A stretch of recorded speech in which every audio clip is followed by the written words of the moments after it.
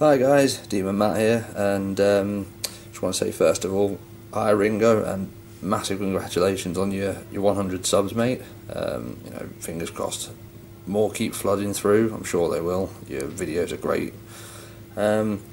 So just thought I'd give a quick video response to your little competition.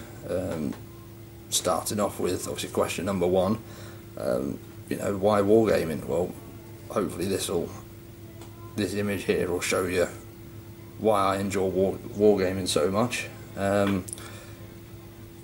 Basically, I stopped wargaming about 10 years ago or so, and basically the two main bits and pieces that you could play were either Warhammer Fantasy or 40k. That was basically it. I mean, there were other ones in the market, but they weren't being pushed in the limelight as much. Now that I've started back up again,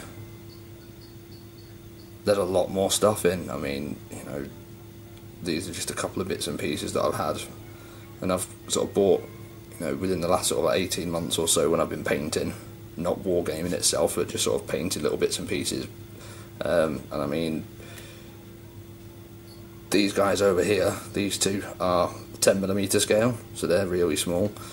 This side is the 15mm, so they're your sort of standard Flames of War size. The guys at the back are Flames of War, obviously a Tiger tank and Pack 40 at the back, and this is a Noble War for German. I think it's classed as artillery. It's a big rocket thing. These are early war Polish.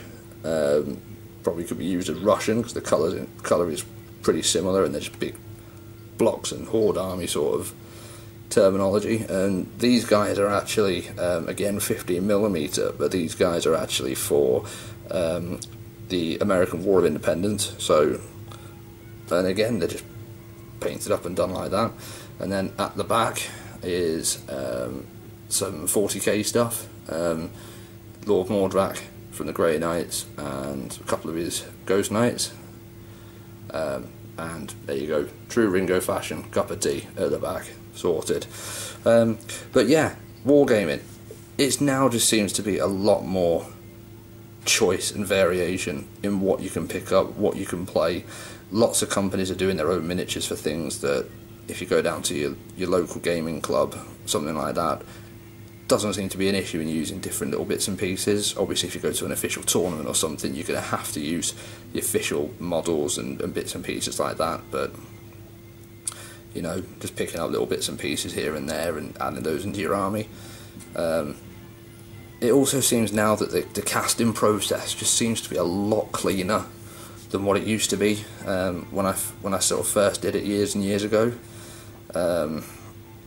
Nowadays there doesn't seem to be so much flash to take off. The mould lines are easier to remove, and it just seems to be much more enjoyable now than it was when I last did the sort of wargaming side of things. So that's why I've come back to the wargaming side. I mean, like I say, these few bits here I've had over the last 18 months when I sort of started painting again. But now, obviously, new rules have come out. I know that the new rules for 6th edition for 40k are out, so I'm sort of starting to get back into that. 3rd edition of Flames of War's out, so I have picked up the Open Fire box set and learning through the rules of Flames of War, which looks absolutely fantastic. But like I say, there's just so much more out there, much more out there that is now seems to be much more widely available than what there was a long time ago. So that's the reason why I've returned, and that's the reason why I enjoy wargaming. Number two, with YouTube, what's YouTube done to obviously the wargaming community? Basically, I think it's just opened everything up. I mean, it really has opened up a lot more doors and things like that for the wargaming community as a whole. I mean, there's groups out there that are solely designed for giving information and reviewing products and things like that for wargamers.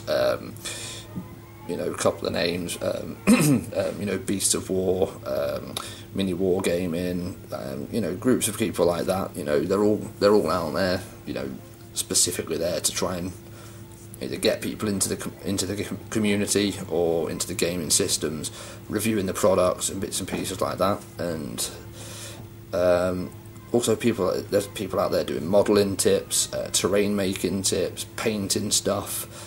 Again, when I was last in the hobby all those years ago, the methods were just so crude as to what they are nowadays.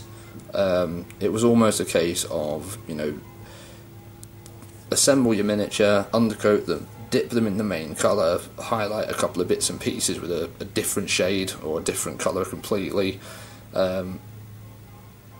put some transfers on, paint the eyes and varnish them up and put them on the table. I'm guessing there are still people that do techniques like that, but you know, like I say, about 10 years ago when I was last in it, I could never remember the term blending. I just cannot remember that term. And I certainly never saw it, even in like the White Dwarf magazines. I'm probably going to get a load of comments now saying that there was blending and I'm an idiot and things like that, but off the top of my head I cannot remember it. There was certainly no like pigments being used. It was all you know, shades and, you know, stippling effects and bits and pieces like that, which looked okay, but you know, nothing in compared to what the weathering and the pigments do nowadays. So YouTube's really just opened up a lot more things. It's just opened up tutorials for people, you know. If you want to learn how to do something, if you want to see the steps that you need to take or something like that, it's available. You know, there's bound to be someone who's done a video on YouTube and you just need to find it. Once you've found it, you're sorted. So it's really just opened up so many more doors. While YouTube's around, I personally think the community is going to get stronger. Famous last words, really, but I'm pretty sure it'll just get stronger and stronger and stronger. There's obviously going to be new people cropping up, reviewing new different bits and pieces, whether it's a new game system, new techniques of painting, modelling, or what have you. But no, I'm pretty sure, I'm pretty confident that with YouTube around, the communities are going to grow stronger and things like that. So I think it's all going to go well with YouTube around.